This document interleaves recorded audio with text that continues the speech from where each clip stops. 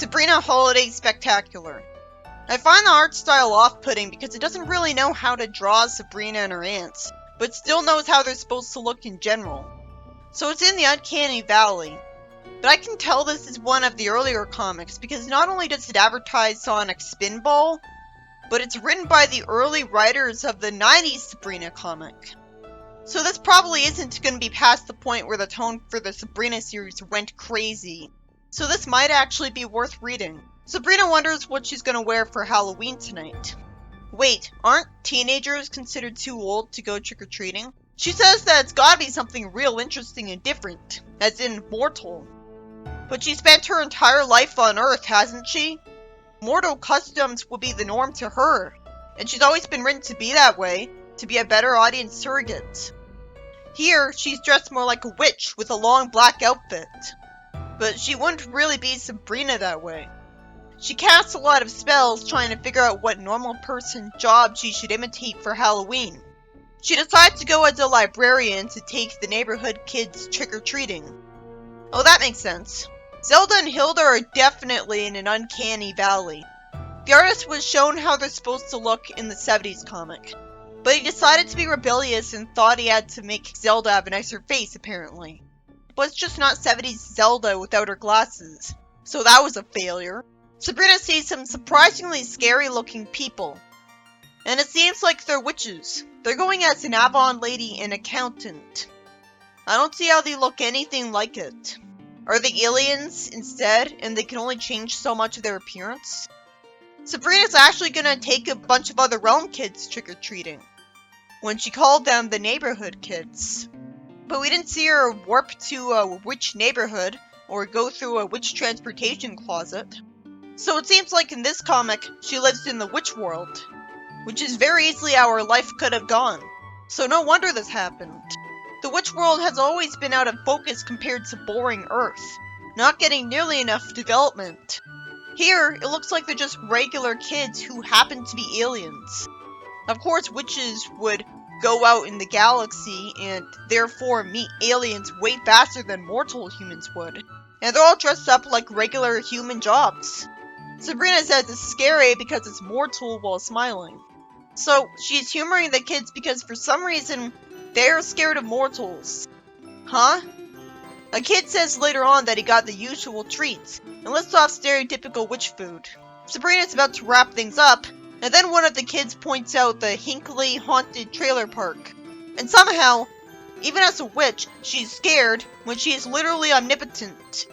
I really hate the design of the blue character. I can't help it. This will be their last stop. And she's disappointed that they're going to Old Lady Crobface. But this time she was nice and gave them treats when she used to hate kids and Halloween. Sabrina's smart enough to not trust her. Some other character could have been written to not trust her. But instead of warning these kids to ask their parents to check the Halloween treats from her for poison, since this is the other realm and that could actually happen here, it cuts to the next morning. So she was suspicious, but didn't do anything about it. Like, ask them to ask their parents to remove any potential hexes from the treats. Okay, so she's still a complete idiot. That's kind of a relief, actually. She's still the Sabrina I know.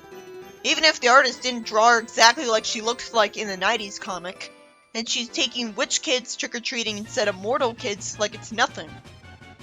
The next morning, a kid wakes her up early to try to advertise life insurance. The kids are all acting like they really are what they dressed up as for Halloween because of a curse put on them as a prank. That villain has no motive. The writer could have easily actually tried and explained that Old Lady Crobface, she could have worked in childcare or worked as a teacher, so of course she would get fed up with kids. It is creative to see this concept done with kids dressed like normal people. But why does she hate kids? Did she have bratty younger siblings?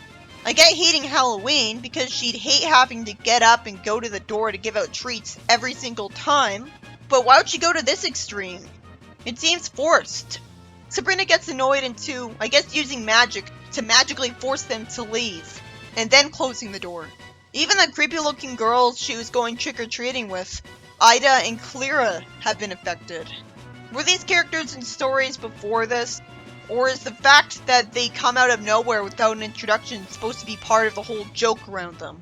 Because it just adds to the surreality of them. Well, it's not funny.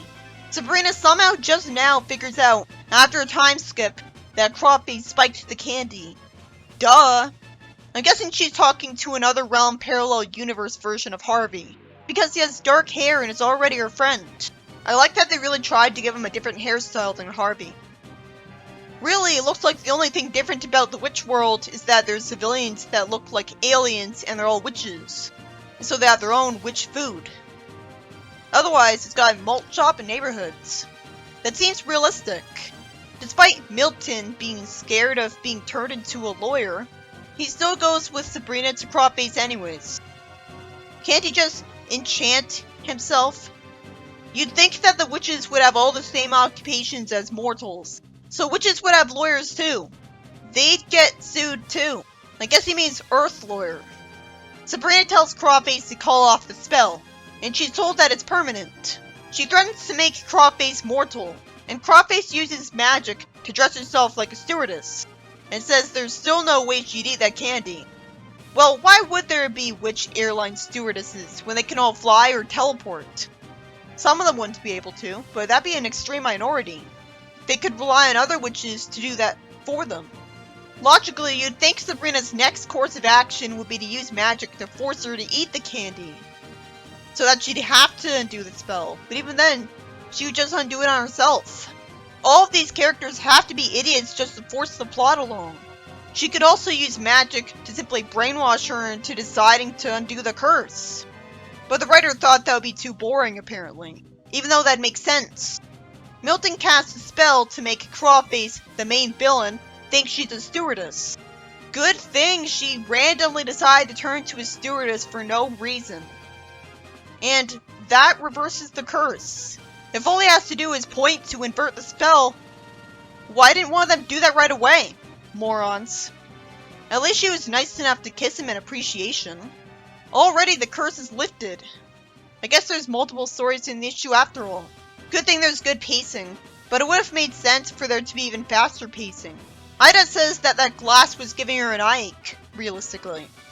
And the story ends with Milton naturally being fine with Crawface still having the curse on her. I guess she only said it was permanent to mess with them. After this is a reprinted version of Sabrina's first ever story, which gives me an in-color version of it to show off in my review of it for when I'll be reviewing the Sabrina Complete Collection. The rest of the stories in this comic aren't Sabrina stories, so I'll ignore them. This story was about a witch cursing the candy of trick-or-treaters so that they become what they were dressed as for Halloween. That happening to trick-or-treaters seems like a cliche to me. I'm pretty sure it's already been done before. Wasn't it a thing in Fairly Odd Parents? So because it's not creative, the only thing impressive about the story was the creative twist that the whole thing took place in the witch world. And Sabrina, normally a relatable character because she lives in the mortal realm, is totally casual about this. The problem is, the other realm characters didn't have any personality. Their only personality trait was their joke gimmick that they're associated with stereotypical witch things. And they're dressing up like mortals because they somehow think they're the scary ones. It wasn't funny the first time, and it's just off-putting and leaves me detached when that failed attempt at a joke is all there is to the witch world. I don't buy that witches wouldn't have anyone in these career paths, like lawyers and salesmen. They're probably just dressed like the mortal equivalents of them, and don't specify mortal because that'd take longer to say, but still.